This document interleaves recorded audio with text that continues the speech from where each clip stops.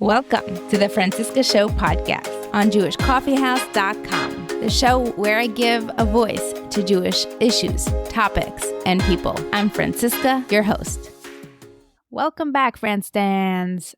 I will be taking a break next week, so I will have an old episode streaming for you next week.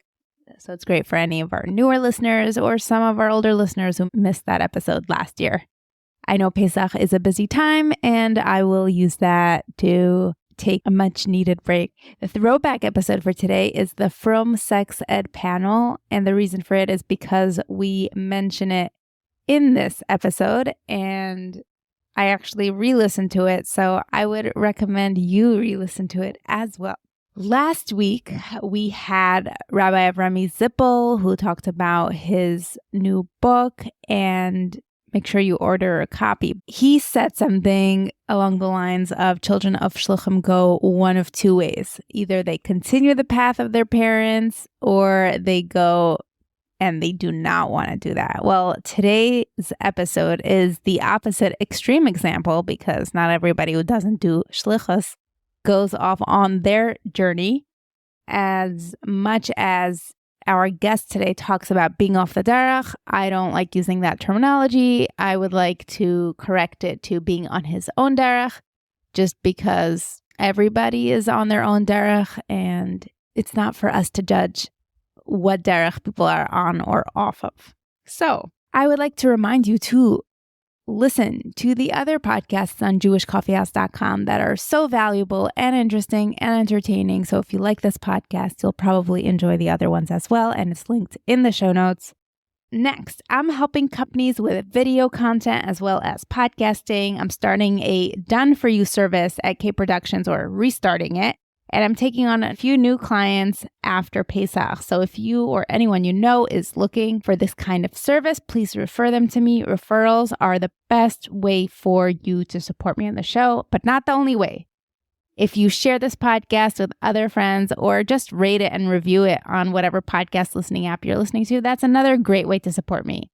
One of my favorite ways, actually, is for you to send me a personal note or a note on the Francisca Show discussion group, where hopefully it encourages conversation. Any feedback and thoughts are always welcome. I hope you have a beautiful Pesach and you feel the liberation from all the things that we are enslaved to in today's day and age. Here we go. Enjoy the show. Welcome back to the Francisca Show, Franstans. Today with us, we have Shmuli Myers from Slovakia, currently in Indiana. Okay, welcome to the show, Shmuli. Sure, thanks for having me. You have such an interesting story. I know we don't focus so much on stories of musicians anymore. We used to. You can definitely go back and listen to the first 100 episodes on this podcast. We go deep and into it. The reason we are doing this episode today is because there is a lot of conversation around questioning the beliefs and the way we observe and conduct religion and Jewish orthodoxy as it is. If this is not a conversation you want to hear, you can definitely log off right now, but I want to go to the core questions and the story behind somebody who questions what we were raised with. So let's just jump in. Tell us a little bit about yourself. We'll start from the beginning. Tell us how you were raised, what was life in Slovakia like, and then we'll go from there. I was raised Chabad. My father's a shliach there. I grew up in kind of a very interesting background because there aren't any really Jewish schools except for kindergarten in Slovakia. Our family, we go like an hour drive away to Vienna. And the school that I went to there, it was kind of like a cheder, even though like it had secular studies.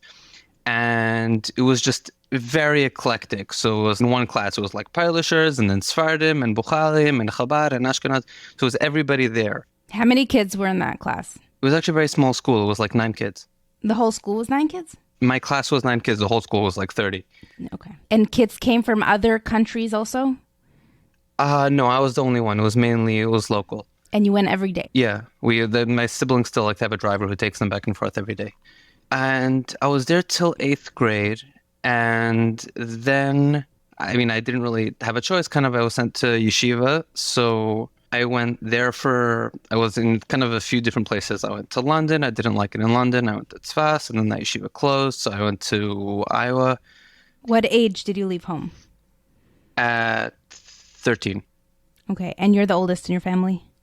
I'm the fifth actually of 13. Thanks for that context. Well, I guess one thing which kind of is important, I won't go too much into it because I'm not Prince Harry and I don't go with that vibe, but it is important for the story. Things were very, very strict at home in terms of religiosity and just stuff in general. I definitely felt a lot of times that kind of acceptance was conditional on being Chabad enough or religious enough. Now, once I'm saying that, I will also say, the dynamic has completely changed and things are really wonderful now. But definitely when I was growing up, both in school and also at home, it was definitely very, very strict and sometimes kind of toxic. And that did kind of influence my view of what, generally we assume our higher powers are like from what our authoritative figures are like. And I definitely kind of had that idea from God, from what I had about the authoritative figures in my life. So I was in yeshiva and in school, actually also in general, I have to say I generally had a fairly lonely childhood. I was generally more quiet, and unfortunately often that opens one up to bullying and stuff like that. Yeshiva, you say once you left home. Actually, it was also at school, and then a few times in a few different yeshivas. Then when I was around 18, 19, actually when I was in a really good yeshiva that I was enjoying myself, I sort of began realizing that Chabad wasn't really for me. And it was more, I guess, I'm a bit more like intellectual type. Like it wasn't really so much the rebellion. It was more like I saw what it stood for, or what it stands for, I guess. It hasn't really changed. And I had a lot of questions about stuff and things about like just, answers to the questions in life about either science or meaning or stuff like that. And I didn't really feel that Chabad philosophy, if it is a philosophy, answers those accurately. I also saw then that I had a really great passion for music and that I wasn't really getting that in yeshiva. So I told my parents that I would like to go somewhere to study music. And again, to give them credit, they were completely open about it. So I went 2 years to a really amazing music school, actually, not sponsored or anything. I would really recommend it. It's called Mizmor in Israel. It's for Orthodox people, but it's a really incredible music school. They have like top musicians in Israel teaching there. And they're closed on Shabbat and Chagim, and they have the vocal classes are separate for boys and girls. Those were really incredible years. I studied there. And I think that was when I started seeing other yeshivas and other kids from other groups and realizing how much I had missed out on growing up in Chabad yeshivas. Because in their education, broadly speaking, they tend to be a bit more insular. It's generally like, Gemara and stuff, but then there's just Chabad Hasidus. It's not like you don't learn other views. And then I started seeing that there were other views that made much more sense to me in terms of their answers to stuff. And then I was still kind of, I guess, not really keeping Chabad, but I was still kind of respectful towards it. Okay, could you give examples when you mean keeping Chabad? You're talking about Chabad like it's different from Judaism. Oh, fair enough. Yeah, additional things, like, for example, davening Nusachari, keeping a beard. I guess that's a really big one. I guess, that's not only Chabad, but I'm saying that's more like, in the modern Orthodox Litvish world, that's something that's not done. Studying Chabad texts, having a certain degree of authority. For example, if I would see an answer on something from the Lubavitch Rebbe, nowadays, if I have the sources, I would say, I respect that. I don't think that's accurate or correct. At that time, even if I didn't really understand it, I would say, this is an authority. I'm trying to think what else. A lot of just like Hasidishim and Hagam. I'm trying to think back. It's difficult for me to remember now. Chalav Yisrael, yeah, I remember that was a big one. I don't know if Negelwasser is that more. I think everyone does Negelwasser. Just some people do it at their beds maybe, and others wait till they get to the bathroom. Yeah. Always wearing tzitzis. I think that's something that a lot of people do, but I know in Chabad it's kind of a big thing. Yeah, I'm trying to think of other examples, but mainly it was that. It was more like hashkafically, yeah. After 2 years there, I decided I want to go to America. And so I applied at Yeshiva University. I was there for a year. And that was where I kind of, I guess, seriously in terms of like, I remember when I was there, like Erev Rosh Hashanah, I went to 3 of the rabbis there and I took a proper Hataras Nadarim from Chabad Minhagim. They weren't sure that I needed one, but they said, like, it makes sense if you want to leave it, like, just, so they did it, which was really nice. At that point, I remember that was actually the year I also shaved off my beard. I think that kind of being in that environment kind of gave me the freedom really to just completely kind of throw everything off, even though I was still observant at the time. And when you say everything, you mean everything Chabad, all the Chabad Minhagim, or you're talking about everything? So that was still everything, like all the extra Chabad Minhagim. In fact, at that point, I guess I still had, like, that was when I really started learning with other people, like the other sources of things. And I don't know, like for some people, it's not a big deal. For me, I really started getting into like how Chabad answers different hashkafic things and the sources of Chassidus and of Kabbalah like that. And I was very passionate about it. So I think in retrospect, I would sometimes walk up to like Chabad people and I'm like, hey, the Zohar is a forgery and stuff like that. But the Zohar. So I was kind of in that phase. But generally it's more just like the Chabad Minhagim, because I was in a place where I could really look into all the sources about like Torah versus science and stuff like that. I was there for a year, and then I realized, by the way, also, I love the place. They're incredible in terms of religiously, in terms of educational, everything. It happens to be their music program isn't too great. It's very, very small. I mean, to be fair, part of it was my naivete. I was like, well, of course, any American university, they'll have an amazing jazz study program. So I decided to go into film scoring. In retrospect, I'm not sure why. It just appealed to me, even though I'm not really such a movie whiz. So I applied to this college I applied to a few. I got accepted in Hollywood, California. And yeah, so that was where I spent my last 4 years.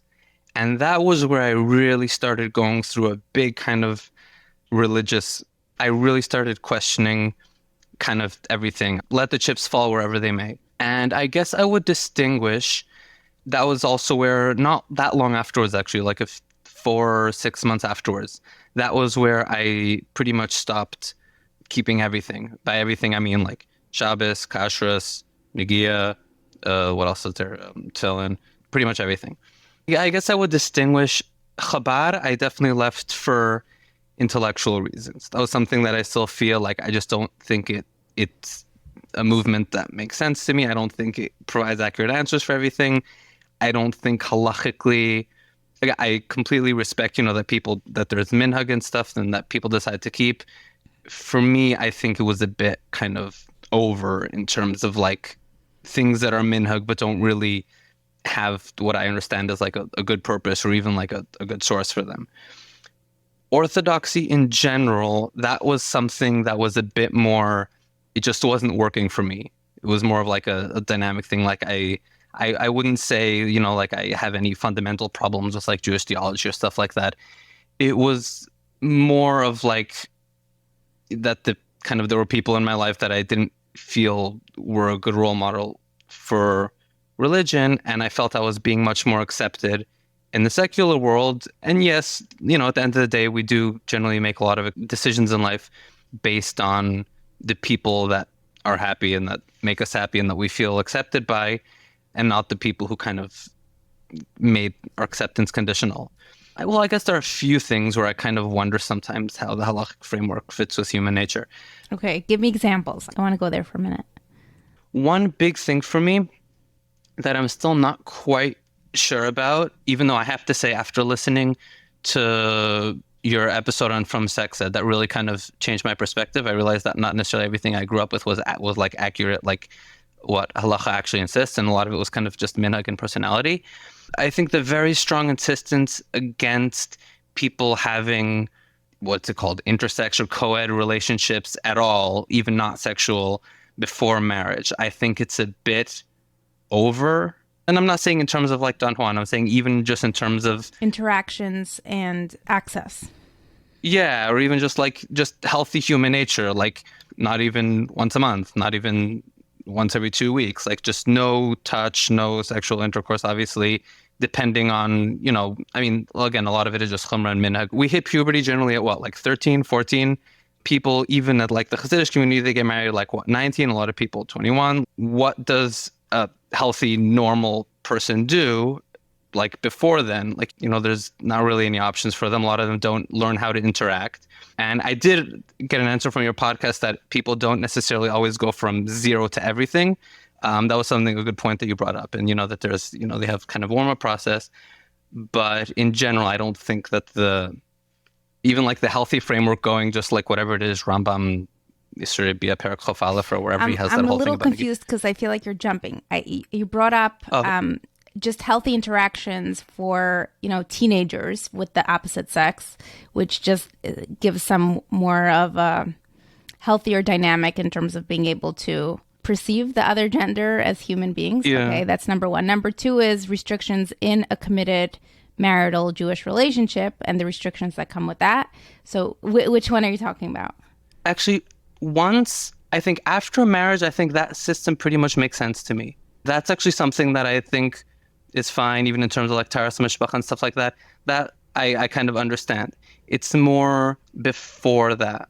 Like, let's say if someone has a girlfriend, not being able to have sex, not being able really to touch, except for like maybe like some people say you're allowed to shake hands, but like that's not what works for most people in a relationship.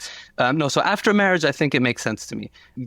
Going with the more, I guess, the more open view, not like the very chumradic view. I think that was kind of the first one that comes to mind. Yeah, I guess that would be my prime example. People don't generally talk about this stage of life where you're still single, but you want to be sexually active, and it's a little bit ignored. You do hear of communities where singles live, and maybe you hear of things happening. Very often, Shadchanim, Rebbeim, everybody just looks the other way and just tries to set people up until they do get married. And one more point to that, nobody considers them not frum per se, and they sometimes don't think of themselves as not frum because they'll go to Shabbos dinner and they won't work on Shabbos, but they'll have relationships. And I'm not saying anything's okay or not for anyone who likes to tear apart things that I say. Meaning you identify as not I don't know how you identify or how you feel. And just this week, Orthodox Conundrum released an episode about people have to say off the derech or whatever. It's everybody's just on their own journey, and there's one massive spectrum, and there's no such thing as this is the one derech and this is off the derech. Everybody has their own thing, but it's interesting that you're saying how you left everything, where that you have so many people who are just doing whatever they want, and if you ask them, they're like, yeah, I'm I'm not from, I don't know. They hopefully marry someone from or Jewish, if we're picking standards here, and then they fall back into it because Taras Mishpacha does work or does make sense, and they do want to continue the Jewish identity and culture for their families and continue that lineage. Yeah, that's a good point. I'm glad you brought it up. This was actually also something that came up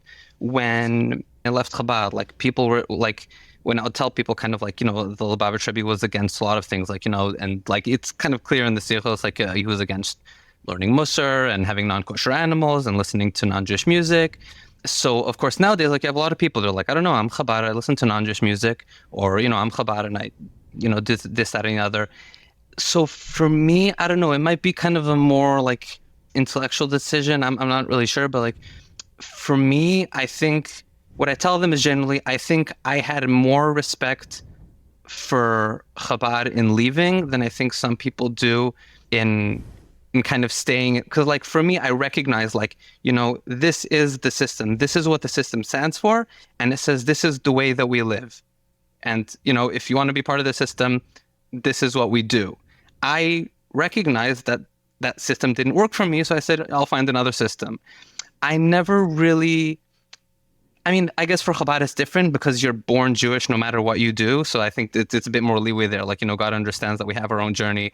If you're kind of born into something, whereas Chabad, you could kind of choose. So for me, I never really, the idea of kind of, I'll stay in the system, but I'll kind of also do whatever, it never really worked for me. It was like, no, like I respect, this is what the system stands for. That system doesn't really work for me. So, I'll do something else. And by the way, I should point out, I'm very introverted and studious. In my practical life, the sexuality thing isn't that big a deal. It's not, I'm not like going out on the weekend and stuff. It's more in terms of the halachic view on it. I know and I respect a lot of people who they identify as from, and, they're sexually active, or they, whatever it is, kind of they don't keep Shabbos here and there or all the time. For me, it was more that the general halachic view, and that was kind of one example, I don't really see how it fits in general human nature. Even after listening to the episode on Frum sex ed? I learned a lot of stuff doing that episode. I should actually re-listen to it because I learn all the time from my guests, but that there were some basic things that just seemed so obvious that weren't obvious to me until somebody explained them. And what I'm thinking of specifically is that maybe these halachos are there, hopefully they are there to protect the men as well, and probably because then the men would just have a ton of kids they don't know about. But they're there to protect the women, a lot of the halachos in general. And the idea of nothing to everything on the wedding night, the idea is now you're in this safe relationship. Somebody is responsible for whatever may happen out of this relationship. And now it's nothing to everything versus taking that risk when you're not in that committed married relationship.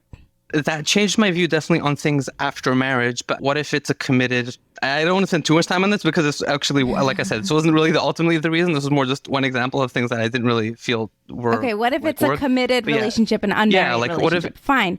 Exactly. The thing is, when people bring families in and finances in together and children, when there's more at stake, then it's more of a commitment. And that's usually what happens. I'm not talking about people who have a family and a house and their finances and they go to each other's families for Thanksgiving and Christmas and they're just legally not married because they're living the married life. But I'm talking about people who, they stay at each other's places. Maybe they have a rental together, but they never really interact with the other family. They also don't own assets together. And then the other thing is, if you don't understand it from the male perspective, think about it as a potential father of daughters. Do those laws make more sense to you as these laws being there to protect both women and men? But we could move on now. And I'm not an expert in this field putting this out there. It's both an upside and a downside that it's more just that was kind of the way I experienced it. And it's the same thing with, I guess, parents and authoritative. Like there were people who grew up with wonderful, loving, authoritative figures who said, I love you how you are. So I guess it's an upside and a downside in terms of subjectivity. The upside is that I could vouch for that was my experience. Downside is I won't always be able to give kind of a rational, completely that was the way I perceived it. I felt it wouldn't work for me. So that's okay. Once you're going on the emotional, then I can't argue anymore. But when you started with the intellectual, I had to bring in my ideas for you. Okay, let's go. Yeah, definitely. So in Hollywood, and so that was actually a kind of, for a while, I think I actually needed it. It was kind of like Henry James. He has a novel, Portrait of a Lady. And there at the end of chapter 7, these two characters are talking. And one of them says, "But I always want to know the things one shouldn't do. So as to do them, asked her aunt. So as to choose, said Isabel." I think that would probably be the biggest reason I would say that I took the break. It was more that in general, it was all very much forced. And I wanted to kind of put everything aside and see, okay, how much, if any, how much would I do now that I am completely free on my own in Hollywood and I have the choice?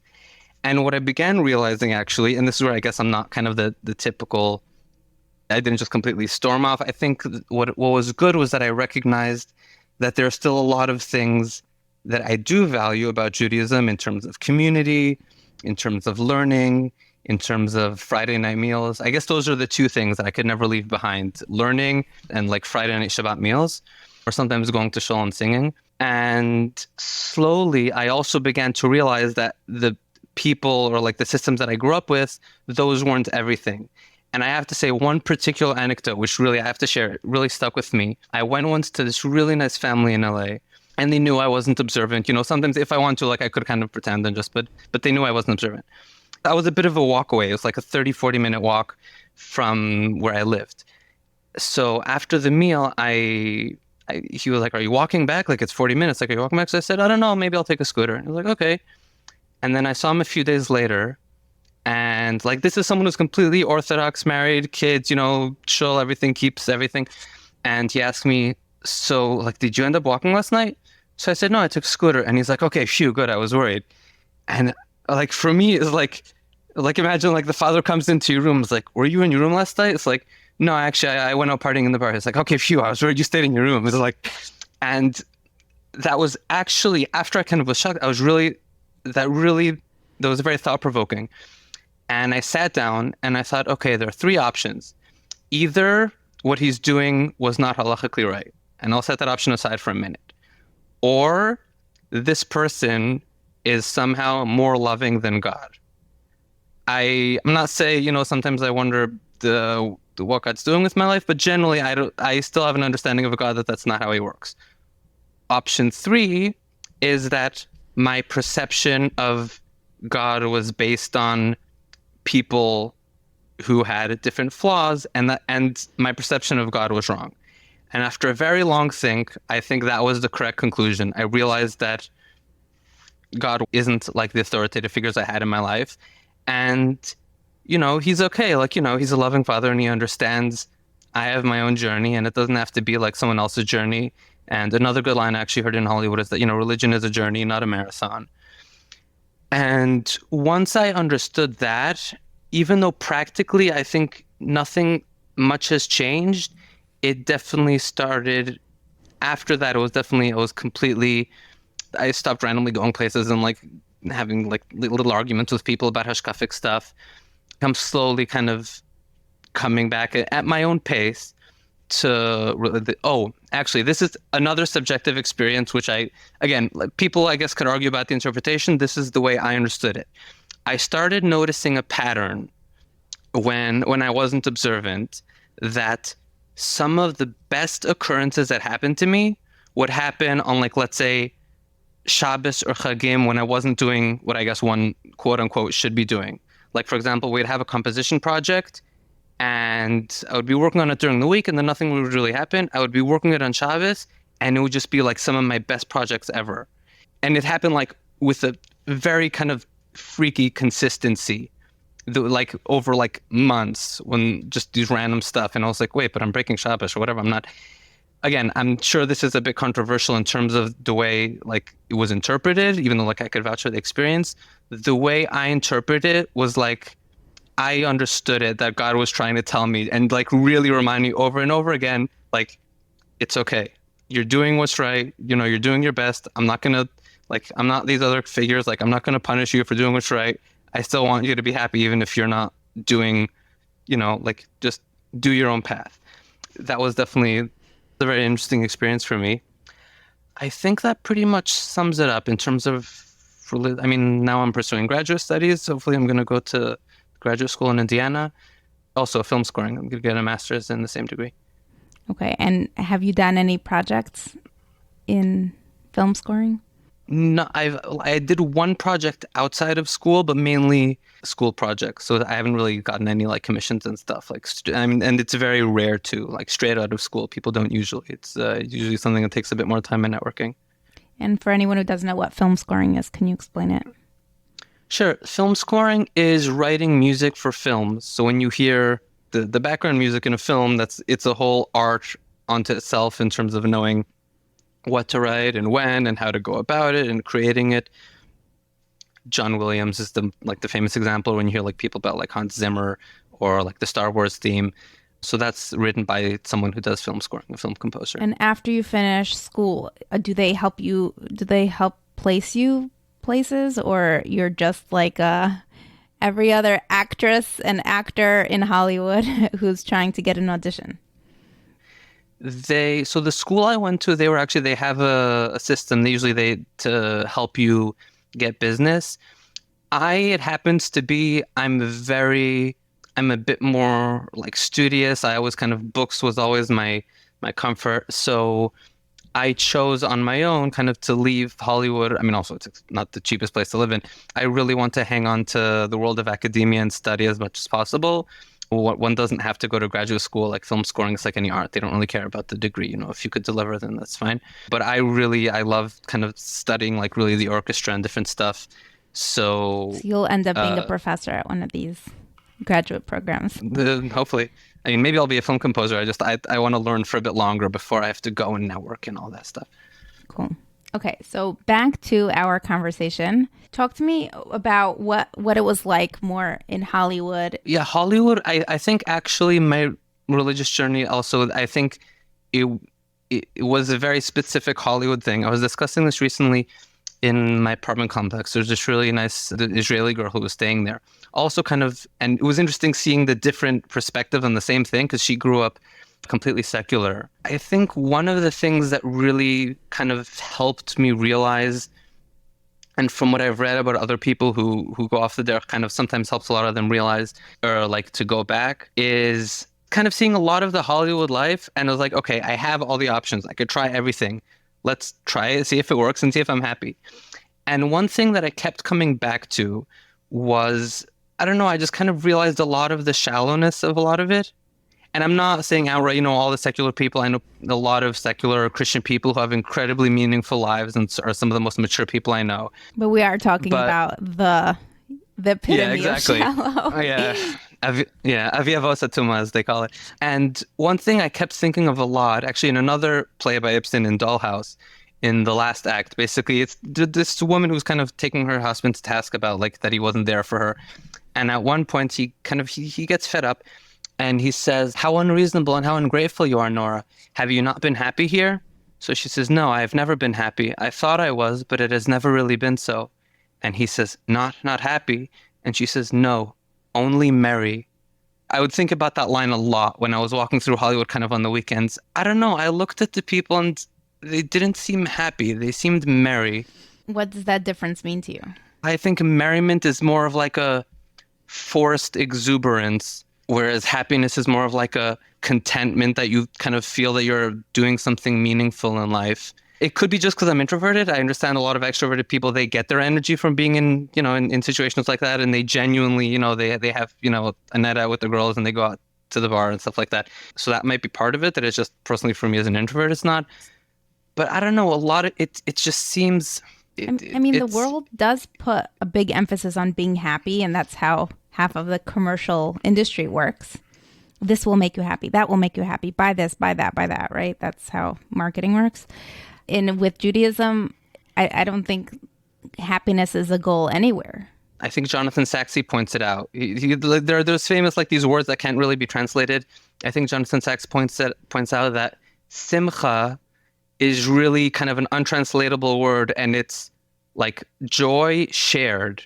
And that's kind of one of the fundamental things which, and this I wouldn't say Hollywood, I think this is a general, like a Western society that kind of forgetting that a lot of that we're social animals, and that part of the joys that we find in life are things that we experience with other people, and not in the sense of like, clubbing and stuff like that with other people, more in the sense of really getting to know someone, like really having the value, like what they say, the value of face-to-face interactions versus technology. I guess that would be, now that I think about it, I guess that would be a good analogy of the difference between happiness and merriment. Like, it's a difference between having a face-to-face conversation to someone with texting them.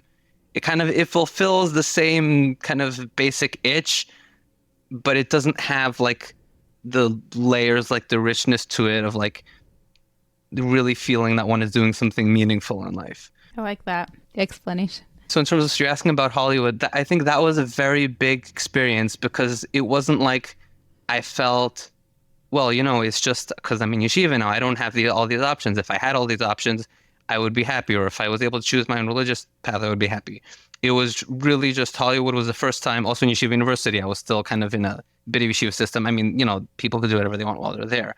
It's not, they obviously they keep their hands off. But that was like the first time it was just like, here it is, everything you wanted, figure it out and see how it makes you feel. And then I was able to choose, and I was able to kind of, and still now I'm going through it because I'm still like mostly non-observant, but it's more like an intellectual change, like recognizing that, my higher power isn't what I thought he was, and the Frum community isn't what I grew up with. Also, I guess the Vienna Frum community was a bit also stricter. So I have to say the Los Angeles Frum community, I have to say it's one of the best communities I've ever been in. I don't know if I would have had the same experience in other places. They have a lot of different groups of people, and also each of those groups is also open to a whole bunch of different groups of people. So it's not like some places where you have either one group or you have a lot of groups, but they're not really talking to each other. So yeah, Los Angeles community was really an incredible, incredible place. And that definitely helped a lot of my religious journey. Okay, talk to me about your relationship with your parents now and maybe how it has evolved, or maybe it hasn't. I have to give them credit. They've definitely, from when I grew up, it was literally night to day in terms of like they've really done a lot of work. And I'm not just saying this because they're still around and might listen to the podcast. Like they really, I have to give them credit in terms of just recognizing that things weren't always the best in terms of religious acceptance and making amends for that. I just spent 5 months at home now, and it wasn't the best 5 months because just I wasn't productive. So that was kind of a separate factor. I was just kind of waiting to do work or do something between undergraduate and graduate school. But like it was fairly okay. And I also began realizing a lot of stuff that I was just, even while I was home, that I was just kind of, doing on my own, even though I didn't really have to. It's still kind of, generally when one is my age, sometimes there's just people begin kind of having a bit of distance. And I definitely, sometimes something that people forget is that if, let's say, I hurt someone and then I changed, I could have changed now for 5 years, but sometimes it's important to realize that like that other person still might be dealing with stuff from the 5 years ago. And it's not always like now that I've changed, I want everything to be okay. So that's something I'm still kind of working on my own, kind of keeping a healthy place where I don't feel that I'm kind of doing anything I'm not comfortable with or like rushing into something where I still have a lot of childhood trauma or stuff like that I'm working on. Are you comfortable sharing some of that childhood trauma? Or are you talking about that rigidness? It was that religiousness. Unfortunately, there was also a decent amount of there was some physical and emotional and verbal abuse. From your parents? Yeah. To you exclusively or to everyone in your family? It wasn't really to me exclusively. However, it was me and one other sibling. I guess it was definitely then kind of very dependent on religious observance. So even though I think, a lot of us had our fair share, the siblings who the farther away you went from religion, I guess I went from religion, I guess the worse it got.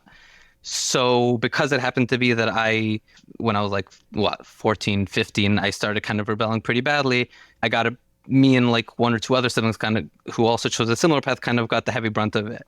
Not because, just randomly, but not that that's the best reason to, but that was, so I got a pretty heavy brunt of it. Like as an adult, they hit you or they were saying? No. So that was something that stopped actually pretty early. I'm very happy with that. It was more a lot of kind of, when people aren't accepted and people could tell where there's favoritism, and when the yeshiva kid is getting more affection than another one, people notice these stuff, and everybody says I love everybody equally, but unfortunately a lot of times that isn't the case. And also it was kind of a bit of a combination because I think some people have it okay at home and they don't have it okay at school. Some people have it okay at school, they don't have it okay at home. I think one thing that also made it a bit more difficult was that also in school and in yeshiva, it wasn't much better because I was generally very quiet. Yeah, so I kind of, I some of my coping, I turned to books a lot and I was very kind of into myself. And so I think it was the combination of that it was just not much at home and not much at school. And again, I don't really believe in, Prince herring everything out and being resentful. One of the lines I try to live with in Shantaram, I think it's chapter 22. He says, if you turn your heart into a weapon, you always end up using it on yourself. So even though I'm not observant, I haven't watched My Unorthodox Life, in general, I don't really read those kind of books because I don't really, obviously I'm sharing with you what I went through, but I don't, ultimately, I'm not really a school of resentment type in terms of, I think it's gonna ruin me more than it's gonna ruin the people who did anything. That's very impressive, by the way, that you didn't watch or engage with that genre in general. And your siblings, do you have good relationships with them? In a family of 13, I think in general it's difficult to maintain the same quality of relationship with everybody. I'm still shocked my mother remembers all the birthdays. And heck, I don't even remember all their ages. Also once you leave the house, kind of, you don't really know any of them as well. The younger ones generally. No, but the kids around your age, the ones you grew up with. Not the older ones, unfortunately. They were kind of also kind of a bit cruel sometimes. They shut you out. Yeah, it was now I'm really spending a lot of time kind of going over these stuff. And in retrospect, I recognize like when I think about like, grandparents and stuff like that, I know often that like I could kind of empathize, like, my older siblings, kind of the way it's like when people feel overpowered, then in order to maintain some sense of control, they'll try to have power over someone else. So I'm kind of beginning to understand that now. On the other hand, like, pain is still pain, and I just don't feel that it's right for me right now where I am in my life to maintain some of those relationships. And when you were home for 5 months, did you ever have deep conversations with your parents, or it was just co-living? Would you participate in Shabbos meals and singing Torahs, or did you just stick to yourself and leave? Shabbos meals generally I kept. That's something I still enjoy. It was actually kind of a very interesting twist of irony. I taught my family Kayach Sov, which is like, it's a Hasidic niggin, and like here I am, like the non observant kid, I'm teaching, because again, that's a song I heard that in Karen Biav and I love it. There were definitely conversations about where things were standing, and again, like I do have to just state again, things have completely changed now, and they're really much better. But generally, because a lot of the things that I get enthusiastic about is more like learning stuff, those are things that unfortunately I can't really share that much. Either it's because it's fields that they're not really into, or whatever it is, like fashion or classical music or a whole wide variety of stuff, or it's because like I know, like I'm living in their house, don't bite the hand that feeds you. I'm not going to share like, oh, I heard this really cool thing that basically 5 billion years ago with this thing. I know it's not going to, I respect in a community where people believe that the world is 783 years old. Like, that's not like, with the Lubavitcher is very strong against evolution. Like, that's not going to go down well. So there was definitely a lot of things that I stifled and kept to myself. Overall, it wasn't too bad. There was a lot of conversations about. I just decided to have conversations about other stuff that they could relate to, and it worked out pretty well. Nice to hear. Okay, talk to me about where you see yourself now and your future. Like, what do you want? Because you don't identify or appreciate the genre of the ex-Orthodox memoirs and TV shows. I'd just like to hear where you're now, or where you think you'd want to be. Where would you like to end up? Are you secretly hoping somebody's going to set you up with somebody who's sort of like doing what you're doing? And I don't want to put words in your mouth, but do you want to marry somebody who completely is from a different world? Similar experiences, but maybe totally separate and different? Or are you looking to sort of fit into some criteria that still allows you to consider yourself that you're part of the Jewish tribe? Well, I guess that's very simplistic. Just to take the general things that people ask by, I definitely think I would marry Jewish. Regarding Frum, I don't know. And honestly, at this point, it's like they have in the 12-step, whatever it is. I turn everything over to my higher power.